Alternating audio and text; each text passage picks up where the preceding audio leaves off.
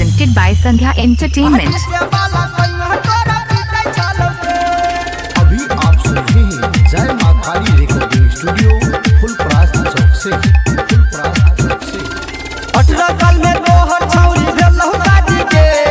18 साल में तोहर छौरी भेलहु शादी के हाथी जे बाला सैया तोरा मारे चलोगे हाथी जे बाला सैया तोरा पीटे चलोगे 18 साल में तोहर छौरी भेलहु शादी के 18 साल में तोहर छौरी भेलहु शादी के हाथी जे बाला सैया तोरा मारे चलोगे हाथी जे बाला सैया तोरा पीटे चलोगे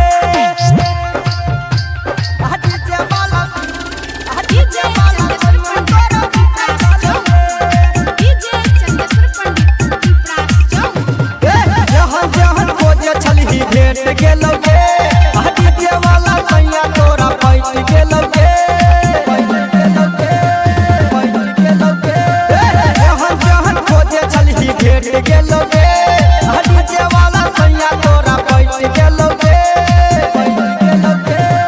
टोला में ई तोरा छौरी भेलौ हालागे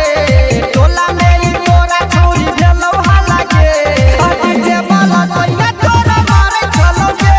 हाथी जे वाला सैया तोरा पीटे चलोगे अभी सुन रहे हैं संध्या एंटरटेनमेंट।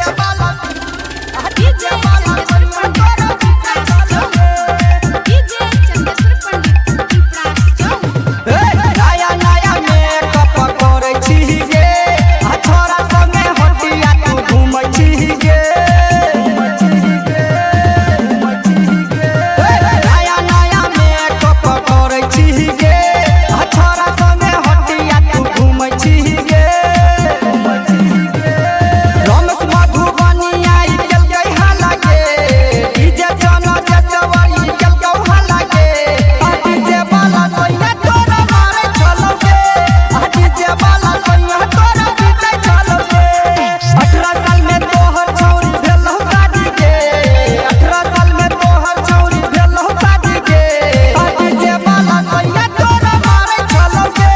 हाथी जे बाला सैया तोरा पीटे चलोगे। यदि आप चाहते हैं संध्या एंटरटेनमेंट के सभी ऑडियो वीडियो देखें तो चैनल को सब्सक्राइब जरूर करें और बेल आइकन को दबाना ना भूलें।